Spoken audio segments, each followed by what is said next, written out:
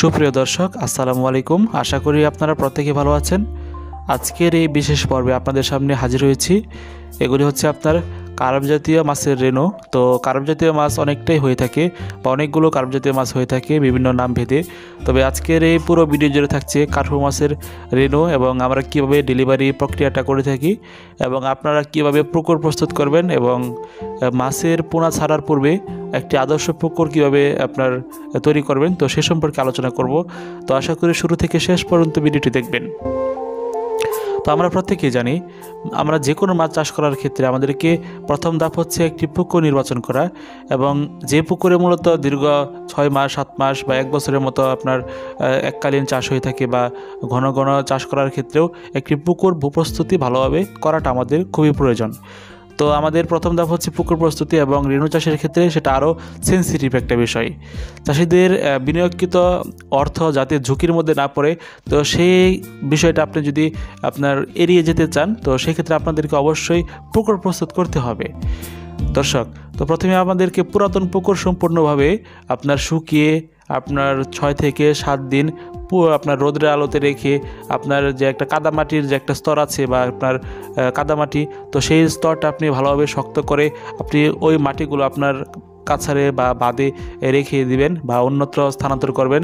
তো পুকুর অর্থাৎ পুকুর খোদাই করবেন এবং পুকুরের তলায় অতিরিক্ত কাদামাটি থাকলে তা অবশ্যই অপসারণ করতে হবে। এবং পুকুরের পাড়ে আপনার যদি গাছপালা থাকে, অর্থাৎ আপনার তাল গাছ, আপনার সুপারি গাছ, যে এই গাছগুলি থাকলে কোনো সমস্যা নেই বা নারিকেল গাছ থাকলে কোনো সমস্যা নেই। তবে আপনার আপনার রেন্ডি গাছ আছে, আপনার শিলকড়াই গাছ আছে বা যে গাছগুলির মধ্যে অতিরিক্ত পাতা হয়ে থাকে এবং সেগুলি মূলত আপনার পুকুরের পরিবেশটি মূলত নষ্ট করে ফেলতে পারে।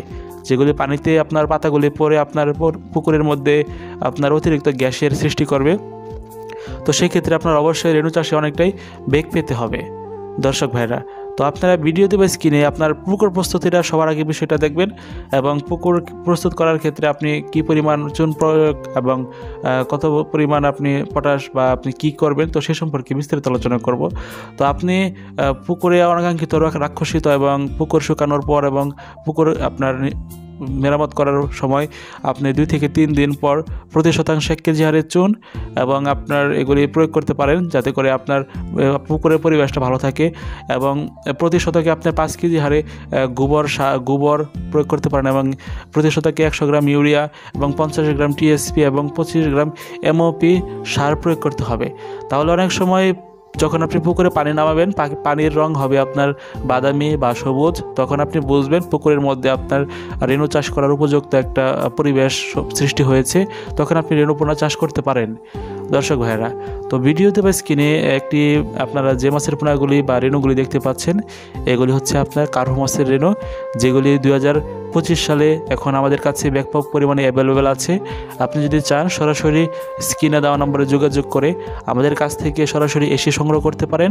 তাছাড়াও আমাদের প্রতিষ্ঠানটি ভিজিট করে বা আমরা কীভাবে ডেলিভারি বা আমরা কীভাবে রেণু উৎপাদন প্রক্রিয়াটা আপনার করে থাকি, তো সেটাও আপনারা দেখতে পারেন। এবং আপনি যদি চান আপনি ঘরে বসে বা আপনি ময়মনসিংহের থেকে আপনার দেশের যে কোনো জায়গা থেকে এগুলি সংগ্রহ করবেন, তো সেই ক্ষেত্রেও সংগ্রহ করতে পারেন। এগুলি মূলত আমরা অক্সিজেন প্যাকেটের মধ্যে আপনার সর্বোচ্চ আপনার হাই কোয়ালিটি সিকিউরিটি দিয়ে এগুলি আমরা পাঠিয়ে থাকি বা আপনারা সুস্থ সবল রেণুপোনা পাবেন, এটাই আমি আশ্বস্ত করছি আপনাদেরকে। তো দর্শক, ভিডিওটি যদি ভালো লেগে থাকে অবশ্যই চ্যানেলটি সাবস্ক্রাইব করে রাখবেন এবং কমেন্ট করে আপনার মূল্যবান মতামতটি জানিয়ে রাখবেন। দেখা হবে নতুন ভিডিওতে। তো সেই পর্যন্ত ভালো থাকবেন, সুস্থ থাকবেন। টেক কেয়ার, আল্লাহ হাফেজ। আসসালামু আলাইকুম রহমতুল্লাহি ওয়া বারাকাতুহু।